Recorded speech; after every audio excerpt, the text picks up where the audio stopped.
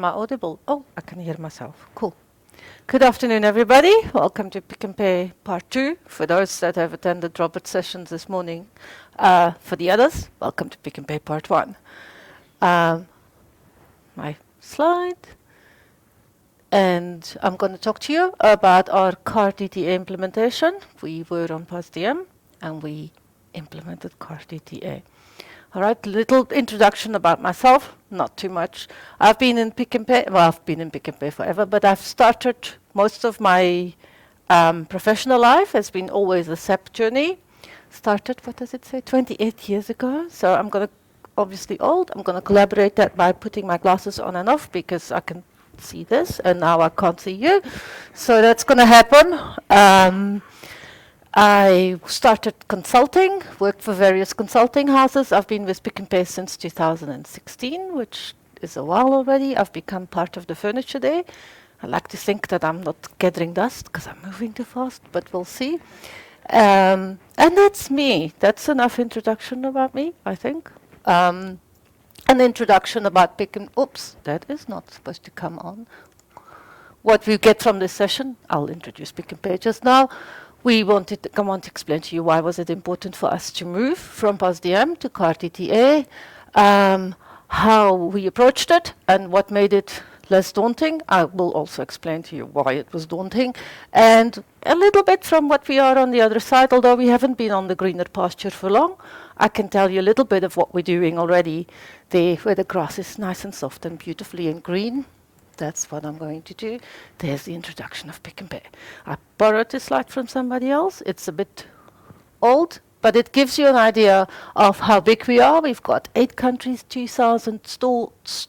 It makes a lot of data and a lot of variations to go through our old POSDM system. It was handling it beautifully. We had no complaints. It was doing it well. We're a big retailer, lots of variations, but it doesn't quite express really that slide. It's the accountant slide, right? It doesn't express really what we have. We have brick and mortar stores. You must have passed some little ones, Pick and Pay Express stores. We have huge hyper stores where we have a couple of variations.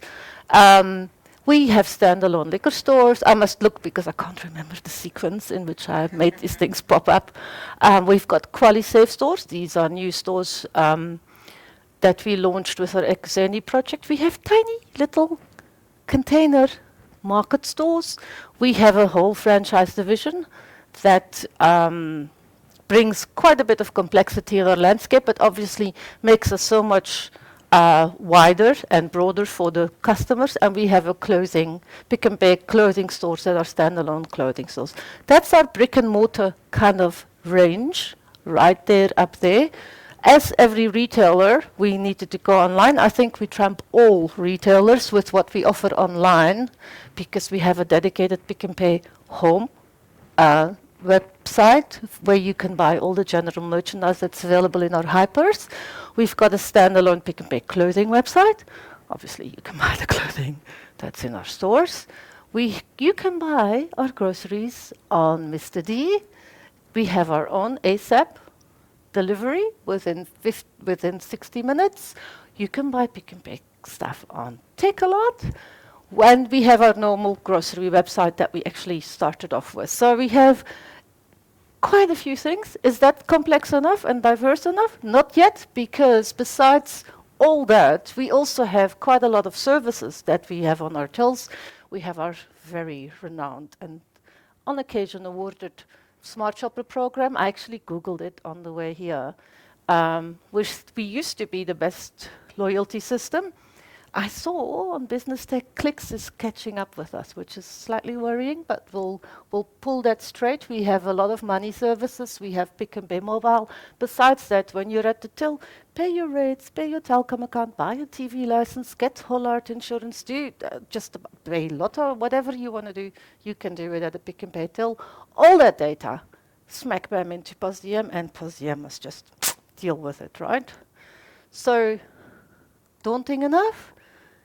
There it goes. It became a big blur. So we had POSDM in our system landscape.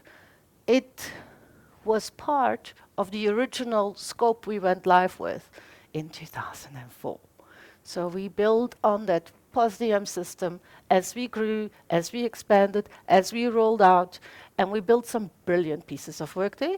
And some pieces of work we built in a hurry because we had project deadlines, or we built in a panic because it wasn't working exactly. So we had some really gems and beautiful stuff, and we had some stuff that we thought, in hindsight, we should have or could have done it better. So when we were looking at CAR, I think it's not a girl, but it could have been me. It's like, holy moly, how are we going to get all of this somewhere nicely organized? How are we going to attach that? So I wanted to start with why, because I think every successful journey and any successful project starts with a good understanding of why you're doing this, right? So this is our set print before. And Robert said I had projects. While we were saying, let's do CAR DTA, and we've got Beyond Technologies helping us, we were doing all the other projects. All our streams have got like 6-month time frames in which they have booked their projects and done their own roadmaps and everything. It didn't always work well with what everybody that we had to call into the CAR DTA project. And we managed, we battled with that, and we could have maybe done better up front if we had overlapped our projects. Whilst we were implementing CAR DTA, stuff on POSDM didn't stop either, so we had to duplicate our app work each time. So every time somebody went to POSDM and made a change, we needed to do the same thing on CAR DTA, and then there was testing and checking, and it was we could have, if we look, I'm saying this with sort of like, I don't know if you can see this, but I'm rolling my eyes a bit because we also have a business pushing for us to get things done. I'm not sure, but maybe we could have like taken a big stamp down with our business. And then our markup files, we battled. Markup files are used in that recon tool. We battled with them because I don't think that when we expressed in the project design phase exactly what it all does, that we actually got all the complexity, all the anomalies, all the variations, everything in it. And that was one of the things we battled. When I asked our project manager, what should we have done differently? He said maybe we should have done some more testing and development. So we did, it's obviously a 3-tier landscape. We did exactly what you would expect people to do, and therefore we did our development, we did unit testing. But because everything is linked everywhere, when we took all our, but people were working on their designated pieces of work, when we took everything through to regression, it turned out not everything was speaking so nicely to each other, and we could have avoided going up and down between dev and regression and back to dev and back. A little bit better if we'd done slightly better testing and development. What worked well? So we had a parallel landscape for testing landscape for POSDM and CAR DTA. So whilst we had our POSDM system sitting here and our CAR DTA system sitting there, we could do the same test data in both systems and compare the results. And that worked really well, and that obviously needed quite a lot of cycles, because life, you somehow, even though you know, we're a complex environment, and you kind of go like, hey, I know what we're doing. Turns out reality and real transactions really have far more variations than what you ever imagined, and users and cashiers far more creative than actually all of us together, even though we do like, hey, we're creative and innovative.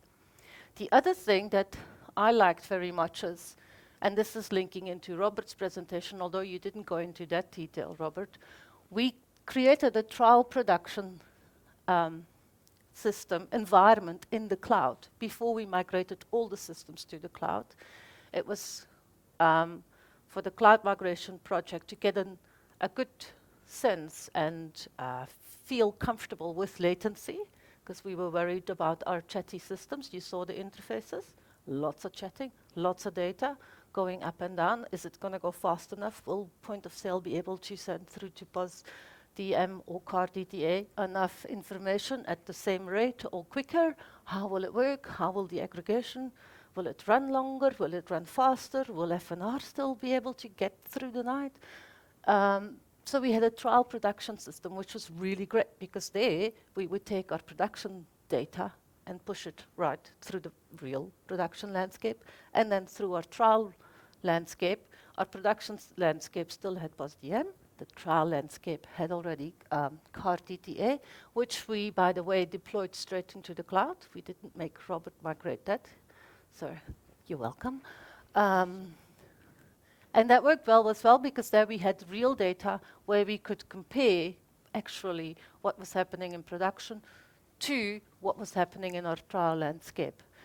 And then we love the fact that our pick and pay resources were actually key there because, I mean, we still have drinks with the Beyond Technology guys now, but they have moved off-prem, and now we're in the position where we're going, hey, we're building on this CAR system, we're going to go ahead with all these things, and we know what we're doing. We actually understand. So now I don't have to call anybody. I can just walk in the office and say, how are we doing this? And it works because our people know it. And it's really awesome. So I kind of smiled. I was at the Discam presentation earlier, and he said they were having problem with keeping their key resources. So I'm kind of thinking we must hold on to ours because ours are very precious too. Okay, and we went at the bottom of the slide, just as a side note, because I don't know if you looked when you saw the lazily pasted project plan there. The part on the right was November. We only went live in January 22. We had, as I said, our journey had some delays. And it wasn't as bad, because you'd think November, December, shock horror, 2 months late on a 6-month project. How did you do that? Right? It was because we had a December freeze. Just so that, you know, you don't get the wrong impression. We really did a sterling job there. Okay, so it's working. It worked really well. I can't remember. We had a few tweaks in the beginning, the first week or so. Then we all down tools, stopping looking at CAR DTA because we were horribly busy with the ECC migration to the cloud, which wasn't easy. And so we're on the greener pasture. Here we are, walking along. Sadly, this conference is a little bit too early to do like really big hoo-ha. Let's look at what we did. But we've got real-time stock position for Mr. D and Take-A-Lot. Again, the other channels are in flight, but it needs to fit in with their projects and their streams and the things they are focusing on.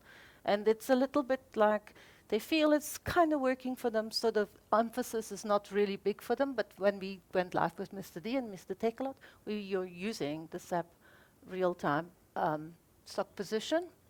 We can do our reporting and our financial reconciliations so much faster now on CAR. It's a bit sad, but that's it. We are, though, however, and that's also, we're a week too early. We're busy with implementing UDF. We were going to start yesterday with our trial of 10 products in 10 stores. We're very conservative. We're very careful. So that was what we were going to start with, but that's been moved to Monday. So I can't even, I was hoping to like get an update this morning and give you like something exciting, like look, on FNR it was like, well, and there in CAR at UDF, it's like, hoo-ha. No, it's not. I don't have that. I can tell you though why we like are really sort of super chuffed with UDF.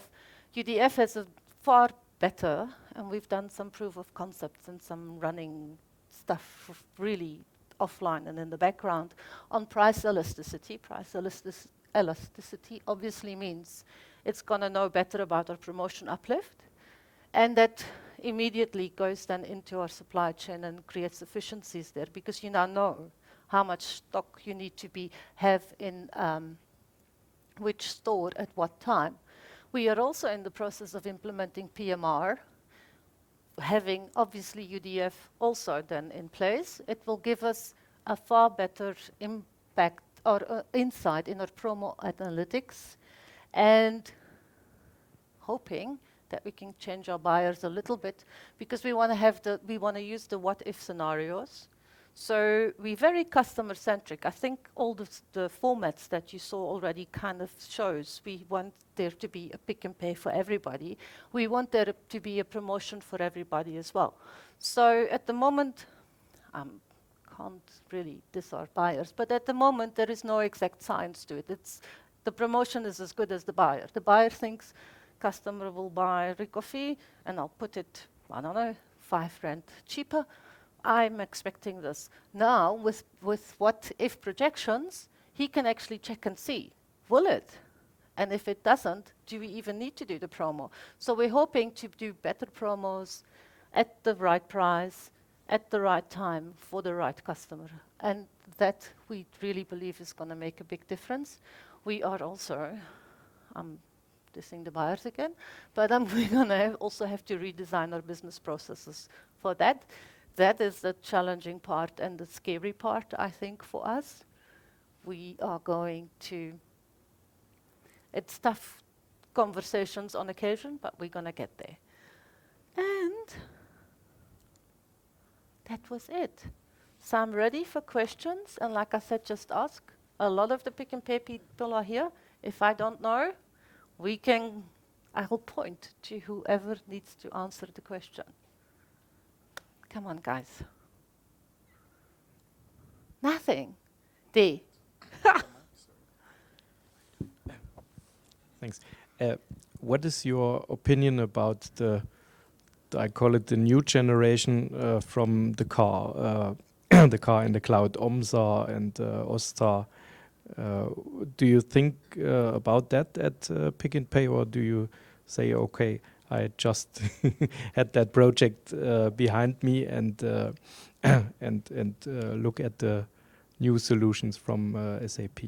So we are looking at that bundle that I showed you in the beginning. We are looking at that, and we're not necessarily looking right now into the cloud solutions. We're not ever gonna have a blinker on and not consider it. But we like to be, at this point, it's going to be a transition for us as well. We're still wanting very much to be the master of our own destiny and have control over what is actually in our landscape. And it is a journey that I think we will have to make at some stage, but we're not at that point right now. More?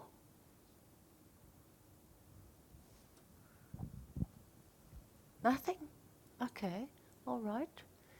Then I'm going to conclude. Thank you very much. One of my colleagues said he'll do a slow clap, so I think it's time for the slow clap.